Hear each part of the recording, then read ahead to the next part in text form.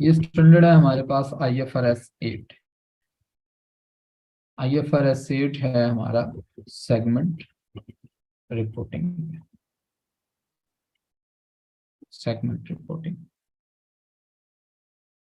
ये भी नए स्टैंडर्ड्स में से एक स्टैंडर्ड है। पास पेपर में मेरा ख्याल में 2-3 अटेम्प्ट पहले इसका क्वेश्चन आ चुका है। 15 नंबर का क्वेश्चन आया था सेगमेंट रिपोर्टिंग। ठीक है। उसके बाद से फिर मतलब इंडिविजुअल क्वेश्चन के तौर पे अभी तक ये चेक तो नहीं हुआ है। तो हो सकता है कि फ्यूचर में जाकर ये जो है वो चेक हो जाए। Segment reporting, basically segment reporting है क्या?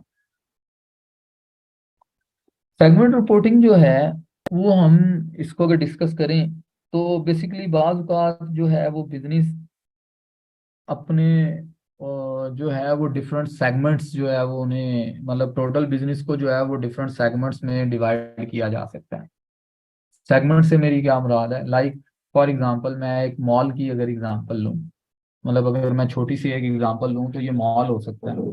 जैसे कोई एक मॉल है तो वो जो मॉल है वो जनाब वहाँ पे हमें जो है गारमेंट्स भी मिलते हैं आइटम्स, वहाँ पे हमें क्रॉकरी आइटम्स भी मिलते हैं, वहाँ पे हमें जो है वो उसके अलावा बच्चों के टॉयज वगैरह ये भी मिलते हैं, वहाँ पे हमें स्टेशनरी भी मिलती है, वहाँ पे इसके अलावा और बहुत सारी चीज़ें हैं। तो वो उन सारे डिफरेंट सेगमेंट की उन सारों को वो अपने डिफरेंट सेगमेंट्स जो हैं वो डिक्लेयर कर सकते हैं। अब ये जो सेगमेंट्स डिक्लेयर किए जाते हैं ये डिफरेंट बेसिस पे हो सकते हैं, लाइक ये ज्योग्राफिकल भी हो सकते हैं रीजंस। ठीक है, क्या आप ज्योग्राफिकल बेसिस के ऊपर जो है वो सेगमेंट रिपोर्टिंग कर रहे हैं। लाइक आपकी कोई 4-5 ब्रांचेज हैं जो डिफरेंट सिटीज में हैं पाकिस्तान के, तो आप जो है वो उन सारों के लिए जो है वो सेगमेंट मतलब उन्हें सेगमेंट वाइज रिपोर्टिंग करना चाह रहे हैं। आप देखना चाह रहे हैं कि हमारे पास जो ब्रांचेज हैं डिफरेंट, उनमें से कौन सी ब्रांच प्रॉफिटेबल है और कौन सी नहीं है। अगर आप लोगों को अंदाजा हो तो जब हम फाइनेंशियल स्टेटमेंट्स बनाते हैं तो फाइनेंशियल स्टेटमेंट्स के अंदर तो हमारे पास सिर्फ और सिर्फ सेल्स लिखी आ रही होंगी। अब वो सेल्स किस किस सेगमेंट से हुई हैं इसके बारे में हमें अंदाजा नहीं होता। हाँ, अंदाजा हो सकता है अगर हम जाकर उसके नोट्स टू फाइनेंशियल स्टेटमेंट्स में ऑपरेटिंग सेगमेंट्स का नोट देख लें, तो वहां से उस नोट से हमें अंदाजा हो सकता है कि उन सारे सेगमेंट में से कौन से सेगमेंट्स ऐसे हैं जो प्रॉफिटेबल हैं और कौन से सेगमेंट्स ऐसे हैं बिजनेस के जो कि लॉस में जा रहे हैं। तो IFRS 8 जो है वो एम्फसिस भी इसी पे करता है कि भाई आप जो है वो सेगमेंट रिपोर्टिंग मतलब नोट्स टू फाइनेंशियल स्टेटमेंट्स के अंदर डिस्क्लोज करें कि कौन कौन से सेगमेंट्स जो हैं आपके वो प्रॉफिट में जा रहे हैं या उनकी परफॉर्मेंस कैसी जा रही है। लेकिन अगेन यहाँ पे फिर एक क्वेश्चन रेज होता है कि फॉर एग्जांपल कोई एक बिजनेस है जिसके 200 सेगमेंट्स हैं, तो क्या अब वो 200 सेगमेंट्स को रिपोर्ट करेगा? तो यहाँ पे फिर IFRS 8 हमें गाइड करता है कि यार सबसे पहले आप उन सेगमेंट्स को सिलेक्ट करो जिनको आपने रिपोर्ट करना है। जब आप उन्हें सिलेक्ट कर लोगे तो उसके बाद फिर आप उन्हें रिपोर्ट करो, ना कि ये कि जितने सेगमेंट्स हैं वो सारे सेगमेंट रिपोर्ट हो रहे हो, ऐसा नहीं करेंगे। तो यहाँ पे फिर ये स्टैंडर्ड हमें इसमें हेल्प करता है कि हम उन सेगमेंट्स को जो है वो किस तरह से आइडेंटिफाई करें कि कौन कौन से सेगमेंट्स हैं। तो इसने हमें 2 तरह के रूल्स दिए हुए हैं। तो बहरहाल हम यहाँ पे इसको जरा स्टडी कर लेते हैं, थोड़ा सा थ्योरेटिकल पोर्शन इसका, फिर एक न्यूमेरिकल अटेम्प्ट करते हैं तो इंशाल्लाह आप लोगों को अंदाजा हो जाएगा कि कैसे।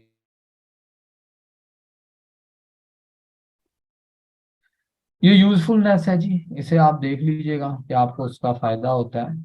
स्कोप क्या है? IFRS applies to the entities whose debt or equity instruments are traded in the public market, मतलब stock exchange, and also to the entities that are in process of becoming quoted. When a parent entity presents both the consolidated financial statements as well as the parent's separate financial statement, segment information is required only in the consolidated financial statement। मतलब ये कि एक तो ये listed companies के लिए है कि लिस्टेड कंपनीज जो है वो सेगमेंट रिपोर्टिंग करेंगी।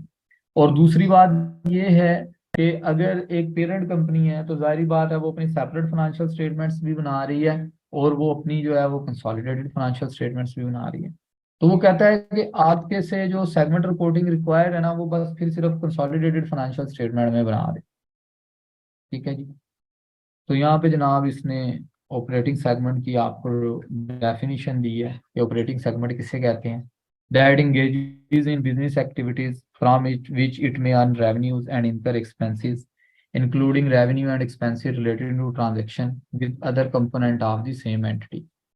मतलब आप ऑपरेटिंग सेगमेंट उसे कह सकते हैं कोई भी बिजनेस की एक्टिविटी जिससे आप प्रॉफिट अर्न कर रहे हैं। ठीक है। whose operating results are regularly reviewed by the entity's chief operating decision maker to make decision about resources to be allocated to this segment and assess its performance। मतलब वो budgeting वगैरह जब हम कर रहे होते हैं या रिसोर्सेज की एलोकेशन कर रहे होते हैं तो उसको कंसिडर किया जाता है। फॉर विच डिस ठीक है, उनके उससे रिलेटेड हमें जो इन्फॉर्मेशन चाहिए वो भी मौजूद है। तो हमारे पास वो क्या कहलाता है, ऑपरेटिंग सेगमेंट कहलाता है। अच्छा, ऑपरेटिंग सेगमेंट जो है वो डिफरेंट बेसिस के ऊपर हो सकते हैं। ठीक है। Identifying operating segment, the nature of the अच्छा एक मिनट रुके, नहीं ठीक है। आइडेंटिफाई ऑपरेटिंग सेगमेंट्स हैं इसमें। ठीक है। कि आपके पास जो है कहता है for many entities three characteristics of operating segment clearly identified operating segment, ये तीन उसने आपको बता दिया। ठीक है। The nature of the business activities of each component, the existence of manager responsible for them and information presented to the board of directors. ठीक है। तो वो बेसिकली वो कहता है कि ये उसके अंदर जो है ना वो मतलब उस सेगमेंट में ये चीजें मौजूद होनी चाहिए। तो आप कह सकते हैं कि जनाब इसको हम अपना ऑपरेटिंग सेगमेंट जो है वो बना सकते हैं।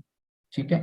फिर ये सेगमेंट मैनेजर होते हैं। ठीक है। फिर आप एग्रीगेशन भी कर सकते हैं, एक से ज्यादा सेगमेंट्स को आप मिलाकर कंबाइन करके एक सेगमेंट भी बना सकते हैं। फिर ये डिफरेंट नेचर्स दे रहा है कि इन सारी चीजों की बेस पे जो है आप एग्रीगेशन कर सकते हैं कि एक से ज्यादा सेगमेंट्स को क्लब कर सकते हैं। ठीक है। इसे एक नजर आप लोग देख लीजिएगा, इसे पढ़ लीजिएगा। हम देखेंगे कि हम लोग सबसे पहला काम ये है कि रिपोर्टेबल सेगमेंट्स जिनको हमने इंडिविजुअली रिपोर्ट करना है वो आइडेंटिफाई कैसे करने हैं। इसी पे क्वेश्चन आता है न्यूमेरिकल जो है हमारा, कि अगर हमारे पास जो है वो सेगमेंट कोई रिपोर्टेबल सेगमेंट है तो आप कैसे आइडेंटिफाई करेंगे कि ये सेगमेंट जो है वो रिपोर्टेबल सेगमेंट है।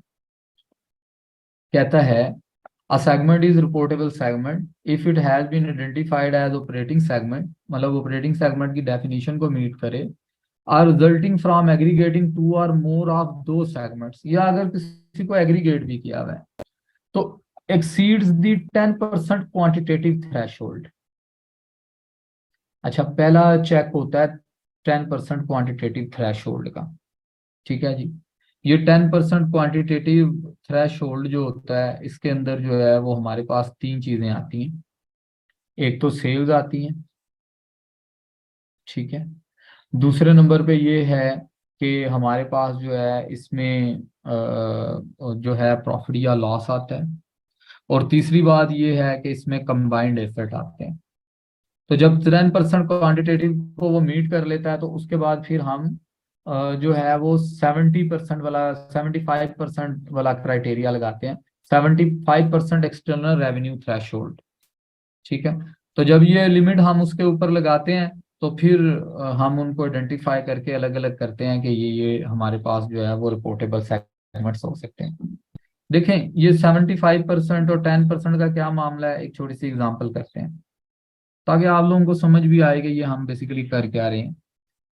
देखिए फॉर एग्जांपल कोई एक बिजनेस है जिसमें उसके 5 सेगमेंट्स ले लेता हूं मैं, ए है, बी है, सी है, डी है, ई है। चलिए 5 सेगमेंट ले लिए, these are segments based on any base जो है ना सेगमेंट्स। अब एग्जामिनर ना हमें इनसे रिलेटेड कुछ डाटा प्रोवाइड करेगा। मैं यहाँ पे एफ भी ले लेता हूँ।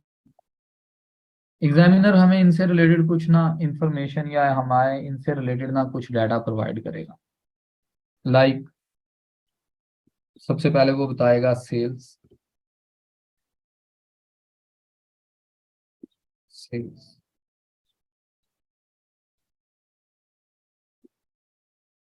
सेल्स में जनाब वो आपको बताएगा इंटरनल और एक्सटर्नल। इंटरनल और एक्सटर्नल का क्या मतलब है? इंटरनल और एक्सटर्नल का मतलब ये है कि इंटरनल का मतलब है कि इंटर ग्रुप सेल्स, मतलब ये सारे सेगमेंट आपस में एक दूसरे को सेल कर रहे हैं। और एक्सटर्नल सेल्स का मतलब है कि ये सेगमेंट आउटसाइड किसी कस्टमर को सेल्स कर रहे हैं। ठीक है। और 2 मिनट मुझे दीजिए जरा, अजान कंप्लीट हो जाए।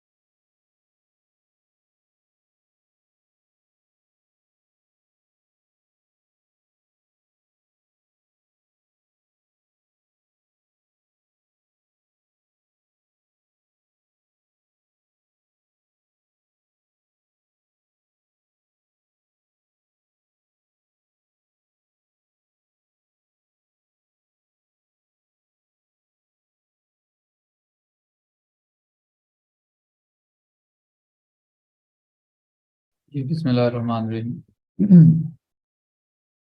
तो देखें, इंटरनल और एक्सटर्नल सेल्स हमें दी जाएंगी। फॉर एग्जांपल ए है, इसकी इंटरनल सेल्स हैं 25, assuming that rupees in million है या थाउजेंड है।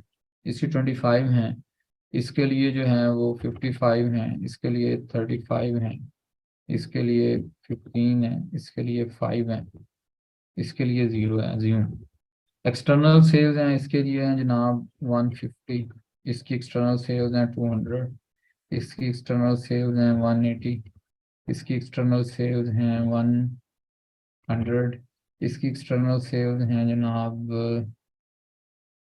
50, इसकी एक्सटर्नल सेल्स हैं जनाब यहाँ पे suppose 20।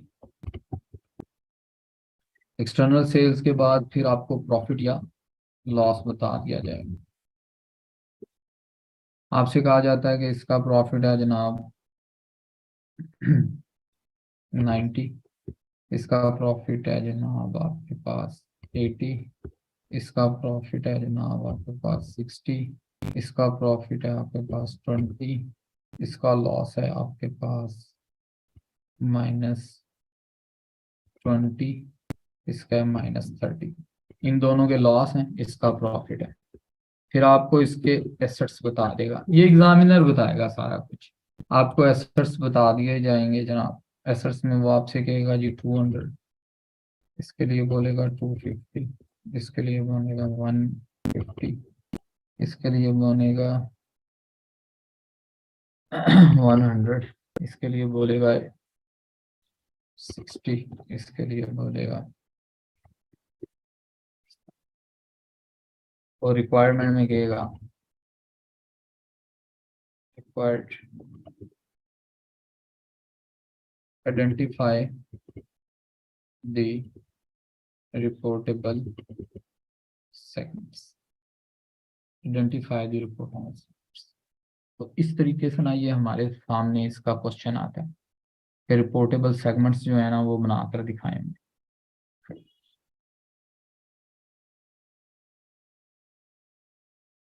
This one.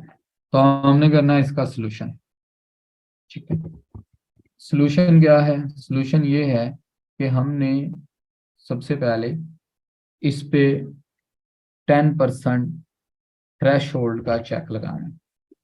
10% thresh hold.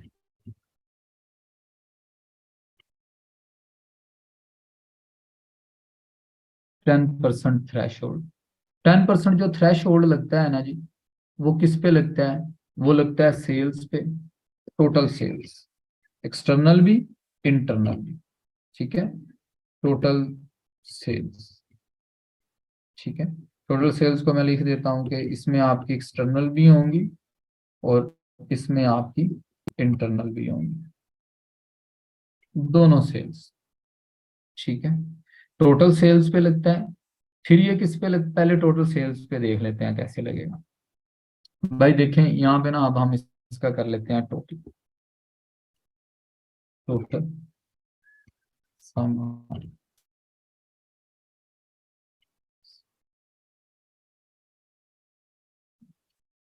ये मैंने ना इसका टोटल कर लिया। दिस, ठीक है, मतलब हमने सबसे पहला काम ये करना होता है कि हमने टोटल कर लेना होता है। अब टोटल में क्या होगा कि टोटल सेल्स आपकी कितनी है? टोटल सेल्स हैं आपकी जनाब,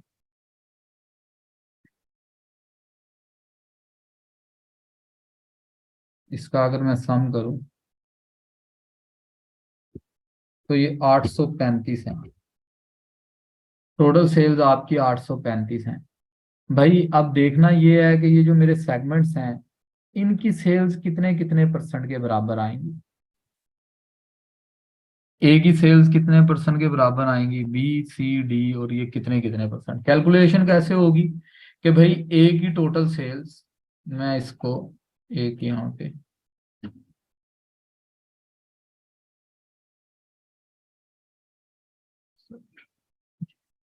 मैं यहाँ पे क्या करता हूँ, मैं यहाँ पे ना एक लाइन लगा के इसका सम करा देता हूँ इसमें। ये आ गया इन सारों का सम। अब देखें ए की टोटल सेल्स कितनी है। ए की टोटल सेल्स है आपके पास 175। मैं इस 175 को ना इस 835 पे मैं जो है वो डिवाइड कर दूंगा और मल्टीप्लाइड बाय 100 कर दूंगा। मतलब is equal to 175 divided by total sales, पूरे बिजनेस की टोटल सेल्स, मल्टीप्लाइड बाय 100। तो ये आ जाएगा 21%।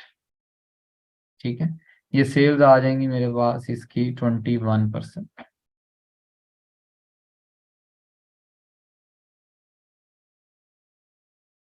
ठीक है जी, इसी तरीके से मैं बी के लिए कैलकुलेशन करूंगा कि ये 255 डिवाइडेड बाय 835, तो ये मेरे पास आ जाएंगी 31%।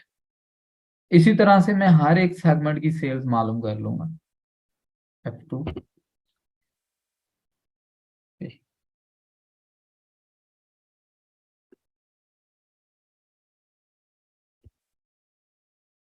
ये 26%, और ये आपके पास देखें 21%, 31%, 26%, 14%, 7%, 2%। थ्रेश होल्ड है 10% वाला। तो 10% थ्रेश होल्ड का मतलब है कि जो जो सेगमेंट की सेल्स 10% से ज्यादा हैं हमारे पास, उनको हम हाईलाइट कर लेंगे। ठीक है, इसके मुताबिक ये वाली जो सेल चार सेगमेंट्स हैं, ये रिपोर्टेबल हैं। मतलब पहला थ्रेश होल्ड हमने किस पे लगाया? सेल्स पे लगाया। तो सेल्स के थ्रेश होल्ड के मुताबिक ये चार सेगमेंट रिपोर्टेबल सेगमेंट हैं, ये थ्रेश होल्ड में आ रहे हैं। दूसरा थ्रेश होल्ड हमने लगाना है प्रॉफिट या लॉस पे। तरीकाकार क्या है? तरीकाकार ये है कि प्रॉफिट और लॉस में आपने ये वाला टोटल नहीं करना, बल्कि ये देखना है कि प्रॉफिट वाले सेगमेंट को अलहदा टोटल करो और लॉस वाले सेगमेंट को अलग टोटल करो। ठीक है, तो यहाँ पे लिखो सेगमेंट, सेगमेंटेड प्रॉफिट, बल्कि total of total profit of profitable segments. Profitable segments का जो टोटल है वो कितना है, वो हमें पता चलेगा is equal to sum of, यहाँ पे हम इसका सम करते हैं तो प्रॉफिट वाले सेगमेंट्स का टोटल है 250। कंट्रोल सी कंट्रोल वी, यहाँ पे लिखेंगे total loss of loss making segments. मतलब प्रॉफिट वालों को अलग कर लेना है और लॉस वालों को अलग कर लेना है। अब लॉस वालों का अगर टोटल करें तो लॉस वाले आपके ये दो थे, 20 और 30 वाले, तो ये टोटल होता है 50। तो अगर मैं इन दोनों का कंपैरिजन करूं तो मेरे पास इन दोनों में प्रॉफिट ज्यादा है, लॉस कम है, तो मैं सिर्फ प्रॉफिट से वाले सेगमेंट चूज करूंगा। ठीक है, मैं सिर्फ क्या करूंगा, प्रॉफिट वाले सेगमेंट्स जो हैं वो मैं चूज करूंगा। तो आप प्रॉफिट वाले सेगमेंट्स चूज कर लेते हैं, यहाँ पे लिखते हैं प्रॉफिट। प्रॉफिट में क्या करेंगे भाई, प्रॉफिट में ये काम करेंगे कि इस सेगमेंट का profit divided by total profit जो 250 है। ठीक है, तो ये हमारे पास आ जाएगा 36%। ये आ जाएगा हमारे पास 36%। तो मैं इसी को ड्रैग कर रहा हूँ, तो ये 36, 32, 24 और 8%। मतलब अगर मैं प्रॉफिट थ्रेशोल्ड यूज करता हूं तो मेरे पास तीन की, चार की बजाय ये तीन जो हैं वो सेगमेंट्स रिपोर्टेबल हैं। मैंने पहले क्या किया, मैंने यहाँ से टोटल सेल्स को पिक किया। टोटल सेल्स में जो 10% से ज्यादा सेल्स थी उनको मैंने कहा कि ये मेरे लिए रिपोर्टेबल सेगमेंट्स हैं। फिर मैंने आपके पास जो है वो प्रॉफिट ले लिया क्योंकि प्रॉफिट ज्यादा था, तो प्रॉफिट के मुताबिक ये तीन सेगमेंट्स मेरे पास जो हैं वो रिपोर्टेबल हैं। अब मैं आखिरी ऑप्शन लूंगा, दैट इज एसेट्स। अगर हम एसेट ले लें तो दिस 200 डिवाइडेड बाय, ये टोटल एसेट्स हैं 810 के, तो ये बनता है तकरीबन 25%। इसी को अगर मैं ड्रैग कर लूं तो मेरे पास यहाँ पे इनके ये सारे आ जाएंगे रीजन। तो मेरे मुताबिक यहाँ पे अगेन ये चार जो हैं वो रिपोर्टेबल सेगमेंट्स हैं। देखिए आपने याद रखना है कि ये तीनों थ्रेशोल्ड का टेस्ट लगाना है, टोटल सेल्स का भी, प्रॉफिट का भी और एसेट्स का भी। जो जो सेगमेंट इस थ्रेशोल्ड में फॉल करेंगे हमने उनको सिलेक्ट कर लेना है। ठीक है, जो जो इसमें हमारे पास फॉल करेंगे हमने उसको क्या कर लेना है, हमने उसको सिलेक्ट कर लेना है कि भाई ये वाले जो है ना इनको सिलेक्ट कर लो कि ये हैं। अब हमने यहाँ पे क्या करना है, अब हम लोगों ने ना यहाँ पे इसमें एक काम ये करना है, सॉरी, इसमें एक काम हम लोगों ने ये करना है कि 75% वाला क्राइटेरिया लगाना है।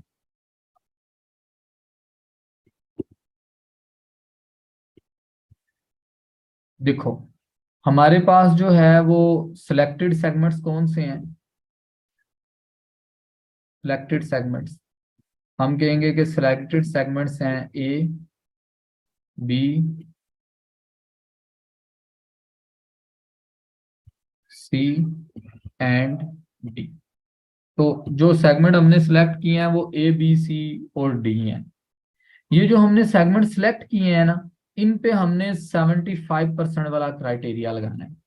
75% के क्राइटेरिया का क्या मतलब है कि external revenue of selected segments should be more than or equal to 75% of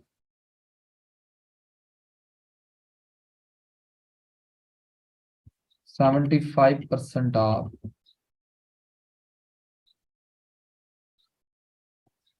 total external revenue, total external revenue।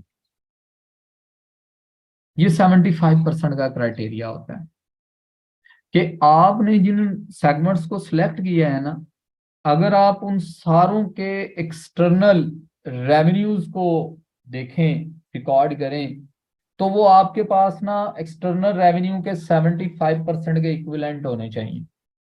तो देख लेते हैं, ए बी सी डी, ये चार थे। यहाँ पे लिखेंगे एक्सटर्नल रेवेन्यू,